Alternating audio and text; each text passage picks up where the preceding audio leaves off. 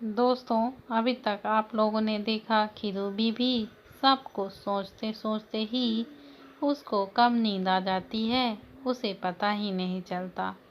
Awasthi mention में mister Rohan Awasthi मुंह से सीटी बजाता हुआ, काले चश्मे पहने, कार में हाथ में कार की चाबी का छल्ला घुमाता हुआ फटाफट रफ्तार से सीढ़ियों से उतरता हुआ आता है। उनका बंगला भी कुछ कम नहीं था, बिल्कुल अधर्व के बंगले जैसा राजमहल था, जहां घर के मेंबर से ज़्यादा तो नौकर थे। उसने blue jeans and black shirt और ऊपर से लेदर का जैकेट पहना हुआ था। अधर्व के बाद एक यही इंसान था जिसके चार्म का जादू लगभग शहर के हर लड़की पर चलता था। रोहन दरवाजे की तरफ जाता है, तभी पीछे से एक आवाज़ आती है, जिसे सुनते ही रोहन के कदम रुक जाते हैं। फिर निकल लिया शहंशाह की तरह रात के सड़कों और क्लब के धक्के खाने। 1 मिनट घर में पैर नहीं टिकते तेरे, राहुल पढ़ता है और अपने बालों में हाथ फेरता हुआ बोलता है। मॉम, आप जानती हैं ना, कोई शुभ काम करने के लिए जा रहा हो तो उसे पीछे से रोकते नहीं हैं। अच्छा, बताना जरा कौन सा शुभ काम करने जा रहा हो। पुष्पा अवस्थी रोहन के सामने आकर खड़ी हो जाती हैं। उसके हाथ उसके सीने पर क्रॉस थे। मॉम, आप तो जानती हैं आपका बेटा कितनी लड़कियों के दिलों की धड़कन है। मैं अगर नहीं गई और मुझे बिना देखे एक आध की धड़कन बंद हो गई तो रोहन अपने आप पर प्राउड करता है और स्टाइल मारता हुआ बोलता है। पुष्पा रोहन का कान पकड़कर बोलती हैं, अच्छा, बहुत स्टाइल मार रहा है, वो भी अपनी माँ के सामने। भूल गया कि नाक बहती थी तेरी, बिना कपड़ों के नंगा घूमता था तो बचपन में मेरे सामने, आज बड़ा हो गया तो हैंडसम डूड हो गया। मॉम, दर्द हो रहा है, छोड़िए। कान छुड़वाने के बाद रोहन बोलता है, मॉम थोड़ा धीरे बोलो, हवाओं के भी कान होते हैं। अगर शहर की लड़कियों ने सुन लिया तो क्या इज्जत रह जाएगी मेरी। अब चल और खाना खा ले, खाना खाए बिना कहीं नहीं जाना है, अब चल। पुष्पा रोहन की कोहनी को खींचते हुए उसे खाने के टेबल की तरफ ले जाती हैं। बेचारा रोहन भी बेचारा सा मुंह बना के पीछे पीछे चल पड़ता है। हरी अवस्थी जहाँ बेचारा सा बन के पहले ही बैठा हुआ था, रोहन भी आकर साइड के चेयर पर बैठ जाता है। Hi dad, good evening, good evening, good evening. आखिर आज मेरा शहंशाह पकड़ा ही गया, हा हा हा हा। हरी अवस्थी हंसते हुए बोलता है, कम ऑन डैड, आप शुरू मत हो जाओ। रोहन आंखें रोल करता हुआ बोलता है। पुष्पा रोहन को और हरी को खाना परोसने लगती हैं। आज टिंडे और पालक की सब्जी बनाई है, जिसे देख हरी और रोहन मुंह बना लेते हैं। टिंडे, फिर से दोनों साथ में बोलते हैं, मॉम, आपको टिंडों से इतना प्यार क्यों है? हमारे पास इतना पैसा है, हम रोज 56 भोग बनवा सकते हैं, फिर हर रोज ये सब घास फूस क्यों? रोहन टूट सा मुंह बना के बोलता है, और नहीं तो क्या, ये रोज टिंडे करेले लौकी खा के तो मुंह का टेस्ट ही चला गया है। हरी भी बोलता है, चुपचाप खाओ दोनों, आवाज़ किए बिना। हर रोज बाहर का इतना ऊट पटांग खाए तबीयत खराब हुई तो मैं नहीं जागने वाली रात रात भर देखभाल के लिए। पुष्पा दोनों को आंख दिखाकर बोलती हैं, डैड, आपको पूरी दुनिया में मॉम के अलावा कोई और लड़की नहीं मिली शादी करने के लिए? आपकी बीबी एक दिन टिड्डे करेले खिला खिला कर मार डालेगी हमें। रोहन हरी की तरफ झुककर फुसफुसा कर बोलता है, अरे मैं क्या करूं, मुझे तो किसी ने पूछा भी नहीं, तेरा दादा ही गया था इसे देखने, मैं तो सुहाग रात में जाके इसका चेहरा देखा था। क्या बड़बड़ा रहे हो तुम दोनों? पुष्पा बाहें चढ़ाकर बोलती हैं, नहीं नहीं, कुछ नहीं, बस ऐसे ही टिंडों की तारीफ कर रहे थे, क्या गजब बनाए हैं। हरी थोड़ा घबरा कर बोलता है। ऑफ कोर्स, पुष्पा घर की लेडी डॉन थी, उसके सामने भला किसकी जबान खुल जाती। दोनों बेचारे किस्मत के मारे चुपचाप डिनर करने लगते हैं। पुष्पा भी बैठकर खाना खाने लगती हैं। रोहन, अधर्व आजकल कहाँ है? घर में नहीं आया कई दिन से, वो ठीक तो है ना? पुष्पा अपनी चिंता जताते हुए बोलती हैं। बचपन से ही उसने अधर्व और रोहन को एक जैसा प्यार दिया है, तो दोनों ही उसके लिए एक समान हैं। हाँ, तुम्हारी माँ ठीक ही कह रही है। अधर्व कई दिन से घर नहीं आया, बस कभी कभी फ़ोन आ जाता है हाल चाल पूछने को। हरी भी खाते खाते बोलते हैं।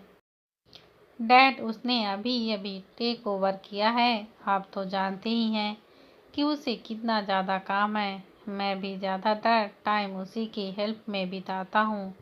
एक बार चीज़ें मैनेज हो जाएं तो सब पहले जैसे हो जाएगा, रोहन जवाब देता है खाना खाते खाते। हाँ बिल्कुल, जब तक सब सेट नहीं हो जाता तुम उसकी ही हेल्प करो, यहाँ मैं सब संभाल लूँगा। हरी बोलते हैं। तो ठीक है, लेकिन अधर्व से मना कर दिया मेरी हेल्प लेने से। वो तो मैंने ज़बरदस्ती की तब जाके माना है। वो भी सब कुछ वक्त के लिए। वो बोलता है कि वो खुद संभाल लेगा। मुझे परेशान होने की ज़रूरत नहीं है, लेकिन मैं चाहता हूँ कि मैं उसकी मदद करूँ। रोहन खाना खाते हुए बोलता है। हाँ, मेरा बेटा अधर बहुत मेहनती है। फाइनली उसे जो चाहिए था उसे मिल गया। आज शिव भाई साहब की आत्मा को जरूर शांति मिली होगी। आखिर कितना कुछ सहा है बेचारे ने छोटी सी उम्र से ही। उस पर थोड़ा उदास होकर बोलती हैं। हरी और रोहन भी एग्री करते हैं। अधर बहुत टैलेंटेड लड़का है। मुझे याद है किस तरह जब हमारी कंपनी डूबने वाली थी तब उसने अपने दिमाग और इंटेलिजेंस से हमारी कंपनी को डूबने से बचाया था। और रोहन ने और उसने मिलकर हमारी कंपनी को टॉप पर पहुंचाया। आज सिर्फ उन दोनों की वजह से हम शहर के टॉप रईसों में से एक हैं। पुष्पा हरी की बातों पर सहमत जताती हैं और रोहन के कंधे को थपथपा कर बोलती हैं। मेरे दोनों बच्चे हीरे हैं, हीरे बस। अब एक ही ख्वाहिश है कि इन्हें अच्छी अच्छी लड़कियां मिल जाएं और ये दोनों शादी करके मुझे जल्दी से ढेर सारे पोते पोतियां दे दें। अपनी माँ की ये बात सुनकर रोहन इरिटेटेड टोन में बोलता है। क्या माँ, जब देखो तब शादी शादी की रट लगाए रहते हो। मुझे नहीं करना कोई शादी वादी। पुष्पा कुछ बोलने वाली ही होती हैं कि हरी उसे चुप रहने का इशारा करता है और वो चुप हो जाती हैं। रोहन खाना खत्म करके वहाँ से जाना लगता है। मैं जा रहा हूँ माँ। डैड, मुझे आने में देर हो जाएगी तो मेरा वेट मत करना। Bye bye. ये बोलकर रोहन घर से बाहर चला जाता है और कार में बैठकर कार स्टार्ट करता है। हर बार शादी का नाम सुनते ही उसके पास्ट की कुछ पेनफुल मोमेंट उसकी आंखों के सामने फ्लैश होने लगती हैं। वो गाड़ी के स्टीयरिंग व्हील को कसकर पकड़ता है। उसके चेहरे पर दादा गुस्से के भाव थे। उसकी आंखों से एक आंसू निकल जाता है, जिससे वो गाड़ी लेके चला जाता है। एक और स्लीपलेस नाइट। रोहन बार में बैठा हुआ ड्रिंक कर रहा होता है। बार में बहुत जोर का म्यूजिक बज रहा था, जिस पर गाना चलता है। सब लोग शराब के नशे में झूमते हुए डांस करते हैं। इन सब में बहुत सारी हॉट सेक्सी ब्यूटीफुल लड़कियों की नज़र रोहन पर पड़ती है। बहुत सारी लड़कियां रोहन के पास आती हैं, फ्लर्ट करती हैं, डांस के लिए पूछती हैं और अपना लक ट्राई करती हैं कि उसकी नज़र उन पर पड़े। ऐसे हैंडसम हनक के साथ एक रात भी बिताने को मिल जाए तो लड़कियां उसे अपनी खुशकिस्मत मान लें। दुनिया जानती है कि Rohan is a famous play boy of the city. कुछ देर वहाँ बैठे रहने के बाद रोहन वहाँ से जाने के लिए निकलता है कि तभी एक ब्यूटीफुल लेडी जिसकी भूरी आंखें, लाल होंठ, 5 से 6 हाइट, परफेक्ट फिगर, कंधों तक शॉर्ट हेयर वाली लड़की टकरा जाती है। Oh sorry, I am Rohan बोलते बोलते रुक जाता है। जब वो उस लड़की का चेहरा देखता है, अनेक तरह के इमोशंस उसकी आंखों में दिखते हैं। फिर वो एक इमोशंस में बदल जाते हैं और वो है उसका गुस्सा। वो लड़की एक बड़ी से स्माइल के साथ रोहन को हक करती है। रोहन, ओ माय गॉड, कैसे हो तुम? रोहन इरिटेट होकर उसके पीछे झटकता है। दूर हटो मुझसे, and don't you dare you touch me. और रोहन वहाँ से जाने लगता है। तभी आसी उसका हाथ पकड़कर बोलती है, रोहन अभी तक नाराज हो मुझसे? मैं कितनी बार तुमसे माफ़ी मांग चुकी हूँ, अब तो माफ़ कर दो। मैं बहुत प्यार करती हूँ तुमसे। ओ शट अप आसी, कुछ तो शर्म करो। इतना कुछ करने के बाद भी तुम में इतनी हिम्मत है कि तुम मेरे सामने आ सको। वो काम करो जिसके लिए आई हो, तो जाओ यहाँ से और जाके कोई नया बकरा ढूंढो। रोहन गुस्से में बोलता है। ये जो लड़की सामने खड़ी थी वो कभी रोहन की गर्लफ्रेंड हुआ करती थी। रोहन हद से भी ज़्यादा प्यार करता था इससे। दोनों शादी तक करने वाले थे। 4 साल का अच्छा खासा रिलेशन थी सिर्फ था इनका। फिर भी एक दिन उसने आसी को अपने ही किसी दोस्त के साथ सोते हुए पकड़ लिया। उस दिन रोहन का दिल ऐसा टूटा कि उसका प्यार से भरोसा ही उठ गया। आसी ने उसे बहुत सफाई देने की कोशिश की कि उसने जो भी किया नशे की हालत में किया, उससे बहुत बड़ी गलती हो गई। वो बार बार माफ़ी मांगती रहती है, लेकिन रोहन ने उस दिन के बाद कभी उसकी तरफ पलट कर नहीं देखा। वो हमेशा उससे मिलने की कोशिश करती है, लेकिन रोहन उसे अवॉइड करता जाता है। ऐसा क्यों बोल रहे हो रोहन? प्लीज़ मुझे माफ़ कर दो। तुम्हारे जाने के बाद मुझे रियलाइज हुआ कि मैं तुम्हारे बिना नहीं जी सकती। आसी आंखों में आंसू भर के बोलती है, तो मर जाओ। रोहन अपने हाथों को छाती पर क्रॉस करके कोल्ड आवाज़ में उसकी तरफ देखकर स्टैंड आवाज़ में बोलता है। आसी हैरानी से उसकी तरफ देखती है। क्या हुआ? मरो अब। वैसे भी मुझे कोई फर्क नहीं पड़ता तुम जियो या मरो, और वैसे भी तुम क्या ही किसी के लिए मरोगी? तुम जैसी लड़कियां बस पैसों पर मरती हो। आसी की आंखों से आंसू टपकने लगते हैं। ऐसा मत बोलो रोहन, मैं सच में तुमसे प्यार करती हूँ। रोहन को उसकी बातों पर हंसी आ जाती है। तुम जानती हो, तुम्हें तुम्हारी एक्टिंग के लिए तो अवार्ड मिलने चाहिए। कितने रियल एक्टिंग करती हो। रोहन की बातों से आसी का दिल टूटकर बिखर जाता है। मैं एक्टिंग नहीं कर रही हूँ, मेरा भरोसा करो। मैं मानती हूँ मुझसे गलती हुई है। मैं ये भी जानती हूँ कि तुम नाराज हो मुझसे। पर रोहन रोहन आसी को बीच में ही टोक कर बोलता है, ना ना ना, तुम बोलने में गलती कर रही हो जान। मैं नाराज नहीं तुमसे। रोहन उसके कान के करीब आकर गुस्से भरी कोल्ड आवाज़ में बोलता है, मैं नफरत करता हूँ तुमसे। उसकी बात सुन आसी सन्न रह जाती है। उसकी आंखों से आंसू बहे जा रहे थे।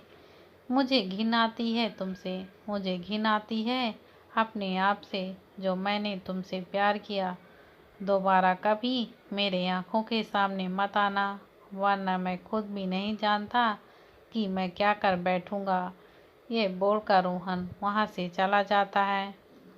कुछ दूर चलने के बाद वो देखता है कि कुछ बदमाश लड़के घेरा बनाकर खड़े थे और उनके बीच एक लड़की फंसी हुई थी। ऐसा लग रहा था कि उन लड़कों ने उस लड़की को घेर कर रखा था और उसे छेड़ रहे थे। रोहन को ये देखकर बहुत गुस्सा आता है और वो गाड़ी रोक लेता है। वो गाड़ी से उतरता है और उनकी तरफ जाता है। सलवार कमीज पहने हुए और गले से दुपट्टा लिए हुए एक मासूम सी लगभग 23-24 साल की खूबसूरत लड़की, जिसके लंबे घने काले बाल, काली आंखें, लाल होंठ, 5'5" की हाइट, गोरे चिट्टे रंग वाली, डरी सहमी सी उन सभी भूखे भेड़ियों में खड़ी अपने आप को बचाने की कोशिश कर रही थी। उनमें से एक गुंडा बोलता है, अरे अकेले कहाँ जा रही हो मेरी जान, हमें भी ले चलो। दूसरा बोलता है, क्यों अपने नाजुक हाथों पैरों से क्या तकलीफ दे रही हो, चलो हम आपको अपनी गाड़ी में छोड़ दें। लड़की घबराई हुई आवाज में बोलती है, देखो मुझे जाने दो, वरना वरना क्या डार्लिंग, मारोगी, ये लो मारो। एक गुंडा अपना गाल आगे करके बोलता है। तभी उस गुंडे के गाल पर एक जोर का घूंसा आता है, जिससे उसका जबड़ा हिल जाता है। अब आया मजा। रोहन की तरफ सब हैरानी से देखते हैं। वो लड़की भी। एक गुंडा उसे मारने आगे बढ़ता है तो रोहन उसे भी एक घूंसा पेल देता है, जिससे वो जमीन पर गिर जाता है। फिर सभी गुंडे एक साथ उस पर अटैक करने आते हैं। वो लड़की डर के मारे रोहन के पीछे छुप जाती है। वो गुंडे जैसे ही उस पर अटैक करने आते हैं, रोहन अपनी कमर पर हाथ रख लेता है, जिससे उसकी जैकेट थोड़ी पीछे हो जाती है। रोहन की बेल्ट से गन टंगी हुई देखकर सभी गुंडे वहीं रुक जाते हैं। रोहन उसकी तरफ देखकर मुस्कुराता है, आओ क्या हुआ। सभी गुंडे पीछे हट जाते हैं और वहां से डरकर भाग जाते हैं। रोहन अक्सर एक लीगल गन अपने पास रखता था। आखिर फेमस बिजनेसमैन जो था, सिक्योरिटी तो चाहिए। वो लोग चले गए, अब तुम बाहर आ सकती हो, रोहन अपने पीछे छुपी लड़की को बोलता है, और वो लड़की उसके पीछे से सामने आ जाती है। उस लड़की को देखकर एक पल के लिए रोहन की नज़र उस पर ठहर जाती है। उसके दिल में अजीब सी हलचल होती है। लंबे घने बाल, सलवार सूट, गले में दुपट्टा, माथे पर बिंदिया, आंखों में काजल, हल्की गुलाबी लिपस्टिक, चेहरे पर मासूमियत, सादगी की चलती फिरती मूरत।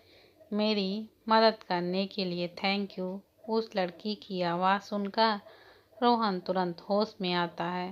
रोहन उस लड़की की तरफ देखकर मुस्कुराता है और बोलता है, जी कोई बात नहीं, मैंने वही किया जो मुझे करना चाहिए था। अगर आप टाइम पर नहीं आते तो पता नहीं ये लोग। वो लड़की दुखी थी और घबराई सी आवाज में बोलती है, आप चिंता मत कीजिए, वो लोग चले गए हैं, अब आप बिल्कुल सेफ हैं। वैसे आप इस वक्त यहाँ अकेली क्या कर रही हैं? आप जानती हैं ना ये जगह सेफ नहीं है। जी वो एक्चुअली आज मुझे काम से थोड़ा लेट हो गया था और कोई टैक्सी भी नहीं मिल रही थी, तो लड़की घबराई भरी आवाज में बोलती है, ओह अच्छा, चलो मैं अपनी गाड़ी में मैं आपको छोड़ देता हूँ। नहीं आप चिंता मत कीजिए, मैं चली जाऊंगी, ज़्यादा दूर नहीं है यहाँ से मेरा घर। देखिए वो गुंडे दोबारा आ सकते हैं, आपका अकेले जाना खतरे से खाली नहीं होता। आप मुझ पर भरोसा कर सकती हैं, मैं आपको सेफली घर पहुंचा दूंगा। रोहन असिस्टेंट करता है। लड़की कुछ देर सोचती है, फिर बोलती है, ठीक है। लड़की के मुंह से ये सब सुनकर पता नहीं क्यों रोहन का दिल नाचने लगा। वो फटाफट गाड़ी का दरवाज़ा खोलता है। लड़की अंदर पैसेंजर सीट पर बैठ जाती है। रोहन भी बैठ जाता है और दोनों चले जाते हैं। रास्ते में दोनों बिल्कुल चुपचाप थे, तो रोहन पहले बोलता है, तुम अक्सर इसी रास्ते से आया करती हो? वो लड़की रोहन की तरफ देखकर बोलती है, जी वो एक्चुअली मैं दूसरे रास्ते से घर जाती हूँ, आज मजबूरी थी, मैं काम पर लेट हो गई थी और मुझे घर जल्द से जल्द पहुँचता था, तो मैंने ये सोचा रास्ता ले लिया। ऊपर से कोई टैक्सी भी नहीं मिल रही थी। वैसे कौन कौन है आपके घर में? रोहन को उसके बारे में ज़्यादा से ज़्यादा जानने की इच्छा होने लगी, तो धीरे धीरे काफ़ी कुछ पूछने लगा। जी, मैं और मेरा भाई, लड़की ने मुस्कुरा कर जवाब दिया। और रोहन हैरानी से पूछने लगा। उसका मुस्कुराता हुआ चेहरा देख रोहन की धड़कनें बढ़ गईं। उसकी स्माइल बेहद खूबसूरत थी। और कोई नहीं है, बस हम दोनों। लड़की के चेहरे की स्माइल गायब हो गई। ये जवाब देगा। और आपके माँ पापा, वो नहीं रहते आपके साथ? रोहन हैरानी से पूछता है। नहीं, मैं अनाथ हूँ। मेरा और मेरे छोटे भाई का एक दूसरे के अलावा कोई नहीं है इस दुनिया में। ये बोलकर लड़की की आंखें नम हो जाती हैं। उस लड़की की बात सुनकर रोहन सन्न रह जाता है। उसे उदास देखकर उसका दिल दर्द करने लगता है। आई एम सॉरी, तुम्हें दुखी करने का कोई इरादा नहीं था मेरा। रोहन भी दुखी हो जाता है।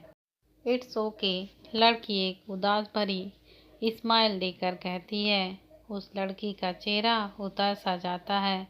उसे देख रोहन को बहुत गिल्ट होता है कि उसने उसका मूड खराब कर दिया। तो वो उसका मूड ठीक करने के लिए कार का एफएम रेडियो ऑन कर देता है। एक पुरानी मूवी का गाना बजने लगता है।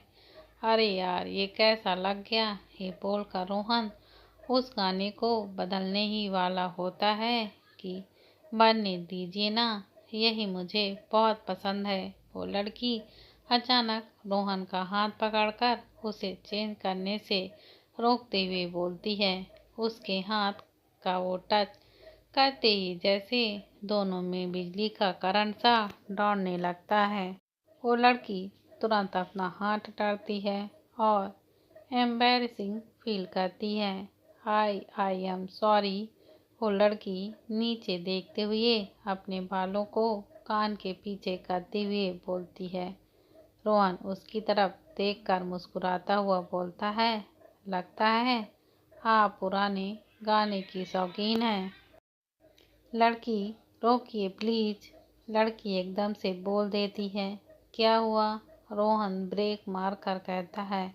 वो यहाँ से, अब मेरा घर एक गली में है, गाड़ी वहाँ जा नहीं पाएगी, मुझे पैदल जाना होगा। लिफ्ट के लिए थैंक यू। लड़की रोहन को प्यारी से स्माइल देती है और गाड़ी से उतर जाती है। उसे बाय बोलकर चली जाती है। रोहन उसे तब तक देखता रहता है जब तक वो आंखों के सामने से ओझल नहीं हो जाती। उसके चेहरे पर एक बड़ी सी स्माइल थी। जैसी वो चली गई, अचानक उसकी स्माइल गायब हो गई और वहाँ ओह शिट यार वाले एक्सप्रेशन आ गए। जब उसे याद आया कि उसने उसका नाम तो पूछा ही नहीं। पर अब क्या फ़ायदा, अब तो वो गायब हो गई। वो उदास हो जाता है और हुआ सा मुँह बनाकर गाड़ी स्टार्ट कर मोड़ता है। तभी उसकी नज़र साइड वाली सीट पर पड़ती है, जिस पर कुछ देर पहले वो लड़की बैठी थी। उस सीट पर एक झुमका गिरा हुआ था, जो शायद उसी लड़की का था और जल्दबाजी में गिर गया था। रोहन मुस्कुराता है और उस झुमके को उठा लेता है। आई विश कि हम दोबारा जरूर मिले, मिस झुमके वाली। रोहन उस झुमके को किस करता है और अपने पैंट की जेब में डाल लेता है। वो गाड़ी मोड़ता है और वहाँ से चला जाता है। एक छोटा सा लगभग 7 साल का बच्चा कब से दरवाजे पर खड़ा किसी का इंतजार कर रहा था। उसकी नज़रें बार बार एक रास्ते पर टिकी हुई थी। वो किसी का इंतजार कर रहा था। शायद तभी एक अधेड़ उम्र की औरत पीछे से आकर बोलती है। आयु बेटा, खाना खा लो, राधा आ जाएगी। नहीं काकी, आप जानते हो मैं दीदी के बिना खाना नहीं खाता। इतनी लेट तो कभी नहीं आती। पता नहीं आज कहाँ रह गई। आयु उदास सा मुंह बना के बोलता है। उसे अपनी दीदी को देखे बिना चैन ही नहीं आता था। वो हमेशा उसे लेकर चिंता में रहता था। भगवान करे वो सही सलामत हो। उसके साथ कुछ प्रभा आंटी अपनी चिंता जताते हुए बोलती हैं। तभी उसका चेहरा खुशी से झूम उठता है जब वो अपने सामने अपनी दीदी राधा को आते हुए देखता है। दीदी आ गई। आयु दौड़कर जाता है और राधा को गले से लगा लेता है। राधा को अपनी आंखों के सामने देखकर अब जाके आयु को सुकून आता है। राधा भी उसे कसकर गले से लगा लेती है। तू सोया नहीं अभी तक? राधा पूछती है। भला ऐसा कभी हो सकता है कि तेरे घर आए बिना वो खा ले या सो जाए? प्रभा आंटी आगे आकर बोलती हैं। क्या इसने अभी तक खाना भी नहीं खाया? राधा हैरानी से पूछती है। आयु अपने होठों को चबाने लगता है। नहीं, कब से दरवाजे पर बैठे सिर्फ तेरे ही राह देख रहा था। अच्छा, खाना रखा हुआ है, अंदर खा लेना। अब मैं चली। अगली सुबह रूबी जब सो रही थी तभी अचानक कोई उसके मुंह पर जग भर के पानी मारता है, जिससे उसकी नींद तुरंत खुल जाती है। रूबी हाँफते हुए एकदम से उठ जाती है और देखती है कि अधर्व सिर्फ अपनी कमर पर टॉवेल लपेटे हुए उसके सामने खड़ा हुआ है। उसकी आंखें बहुत डार्क और चेहरे पर एक शैतानी सी मुस्कुराहट थी। गुड मॉर्निंग मेरी जान, कैसी नींद आई? फिर तुम्हें मेरे बिस्तर पर? ज़्यादा सुकून से तो नहीं सोई ना? रूबी कुछ नहीं बोलती, बस सर झुकाए बैठी हुई थी। बिस्तर और वो दोनों पूरे गीले हो चुके थे। रूबी ने अभी भी कपड़े नहीं पहने हुए थे। वो ब्लैंकेट से अपने नंगे शरीर को ढके हुए थी, जिसे देख अधर बेशर्मी से बोलता है। कल जो भी हुआ उसके बाद अभी तुम्हें मुझसे शर्म आ रही है, जो तुम अपने बदन को मुझसे छुपा रही हो। रूबी उसकी तरफ देखती है और हैरान है कि कोई इंसान इतना भी बेशर्म कैसे हो सकता है। आधार उसका ब्लैंकेट पकड़ के खींच लेता है, जिससे रूबी का ब्यूटीफुल फ्लावर नेक्स्ट शरीर उसकी नज़र में आए जाते हैं। रूबी अपने हाथों से अपने शरीर को कवर करने की कोशिश करती है। उसे इतना ज़्यादा हड़बड़ाया हुआ देख अधर को बहुत मज़ा आता है। कुछ देर तक उसे निहारने के बाद वो उसके करीब आता है और उसके चिन्ह को उठाता है और उसकी आंखों में देखकर बहुत कोड आवाज़ में बोलता है। तुम अब मेरी हो। तुम्हारी हर चीज़ पर मेरा हक है, सिर्फ मेरा, और मेरी ही चीज़ को मुझसे छुपाने की ज़रूरत नहीं है। आज के बाद तुम रूम में कपड़े नहीं पहनोगी, कभी नहीं। रात को हमेशा ऐसे ही रहोगी। मेरी इतनी खूबसूरत चीज़ यूं कपड़ों से ढकी रहे तो मेरी नज़रों को ठंडक कैसे मिलेगी? रूबी उसकी तरफ हैरान होकर देखती है। रूबी का खूबसूरत भीगा हुआ बदन उसके ठंड की वजह से कांपते हुए ऊँट को देखकर अधर्व कंट्रोल से बाहर होकर फिर एक बार उस पर चढ़ जाता है। रूबी कुछ समझ पाती उससे पहले और एक बार फिर उस शिकारी की गिरफ्त में आ चुकी थी। अधर्व एक बार फिर अपनी हवसी का सबूत दे देता है। रात का दर्द अभी तक उसे अपने आगोश में लपेटे हुए था। उससे वो आज़ाद भी नहीं हुई थी कि अधर्व ने उसे और नया दर्द दे दिया। थोड़ी देर बाद रूबी तैयार होकर नीचे आती है और किचन में जाकर नाश्ता बनाने लगती है। अधर्व ने उसे ऑर्डर दिया था कि आज के बाद उसका सारा काम वो करेगी और अगर उसने कोई भी गलती की तो उसका अंजाम उसे रात को भुगतना पड़ेगा। लेकिन उसकी हैवानियत देखकर लगता नहीं था कि उसके लिए दिन और रात में कोई फर्क भी है। रूबी की ज़िंदगी बहुत मुश्किल होने वाली है। वो जल्दी जल्दी ब्रेकफास्ट बनाने लगती है, क्योंकि इसके बाद उसे हॉस्पिटल भी जाना था अपने भाई की वो देखने। कल रात के बाद और आज सुबह के अर्ली मॉर्निंग में सेशन के बाद रूबी चलने की हालत में भी नहीं थी। उसे काफ़ी दर्द हो रहा था।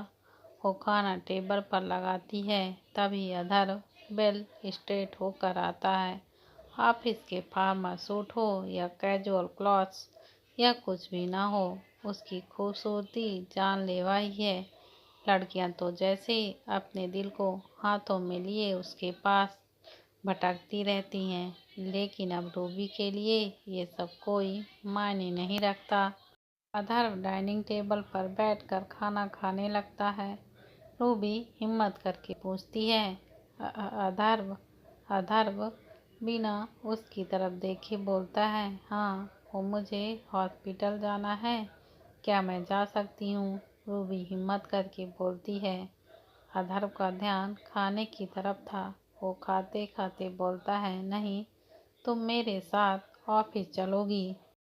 उसकी आवाज़ बहुत कोर्ट थी, लेकिन उससे भी कोर्ट था उसका जवाब। कोई इंसान इतना दिल पत्थर कैसे हो सकता है? रूबी की आंखों में आंसू आ जाते हैं। प्लीज अधर्व, मुझे जाने दो, आज उसे होश आने वाला है। वो जागते ही मेरे बारे में पूछेगा, प्लीज जाने दो। उसके गिड़गिड़ाने पर भी अधर का जवाब नहीं बदलता। मैंने कहा ना, नहीं मतलब नहीं। तुम्हारे लिए उसकी शक्ल देखने से ज़्यादा ज़रूरी उसका ठीक होना है ना, तो मेरी बात ना मानने की गलती कभी मत करना। रूबी की आंखों में आंसू बहने लगते हैं। उसका दिल इस वक्त अधर को सिर्फ और सिर्फ गालियां ही दे रहा था। वो डिस्पेस्टलीज अपने भाई को देखना चाहती थी, उसे गले से लगाना चाहती थी, लेकिन ये मास्टर अधर्व नाश्ता करके उठ जाता है और ऑफिस के लिए निकलना लगता है। रूबी वहीं खड़ी रहती है, अपने पीछे ना आता देख वो उसकी तरफ देखता है और फिर बोलता है, इनविटेशन कार्ड छपवाऊँ क्या, तब आओगी तुम? वो बहुत गुस्से और इरिटेटिंग टोन में बोलता है। अधर की आवाज़ सुनते ही रूबी का ध्यान तुरंत उसकी तरफ जाता है और वो भागकर उसके पास खड़ी हो जाती है। फिर दोनों ऑफिस के लिए निकल जाते हैं। तो अगर आपको यह कहानी पसंद आती है तो प्लीज़ ज़्यादा से ज़्यादा शेयर करें और मेरे चैनल को लाइक, शेयर और सब्सक्राइब करना मत भूलिए। और कमेंट करके यह ज़रूर बताइएगा कि यह कहानी आप सब लोगों को कैसी लगती है।